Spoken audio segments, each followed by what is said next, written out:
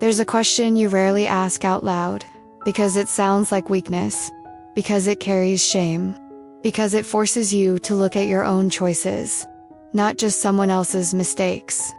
Why do you go back to someone who hurt you, even when you know how it ended last time? It's not because you're naive. It's not because you don't see the truth. And it's not because you love pain. The reason is deeper and quieter, hidden beneath logic, explanations, and hope. Often, you're not going back to the person. You're going back to the version of yourself that existed with them. The version that hoped, that trusted, that hadn't learned to guard itself yet. The mind remembers the pain, but the heart remembers the beginning. And beginnings almost always feel like promises, like proof that you were seen, chosen, held in your softest places. Not because you don't want peace, but because you don't recognize it.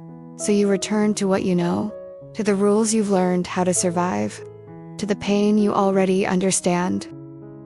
Sometimes we go back because we want a different ending to the same story, because we believe that if we try harder, change more, give more, pain will turn into love. But stories don't change just because we reread them. And people don't change just because we stay quiet longer. If you keep going back to someone who hurt you, often it's not because you love them. It's because you're still trying to prove your worth, to be chosen, to be kept, to not be left this time. That old wound opens again, the one that whispers, if I try harder, someone will stay.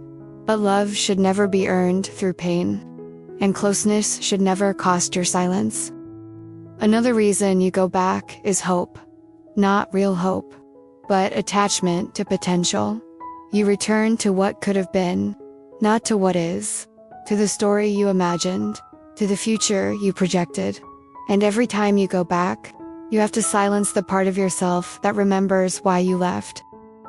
You minimize the hurt. You ignore the signs. You tell yourself you're too sensitive, that you're asking for too much. But the body remembers what the mind tries to forget. It remembers tension, the tightening, the moments you shrank so someone else could stay. If you keep returning, ask yourself, are you looking for love, or for proof that you're worthy of it? There comes a moment when going back is no longer hope, but avoidance. Because being alone sometimes hurts less than staying where you keep breaking. You stop going back when you realize closure doesn't come from the other person. It comes from you, from choosing not to walk through the same door, expecting a different outcome, from choosing yourself, not because you stopped loving, but because you stopped abandoning yourself. You don't go back because you're weak.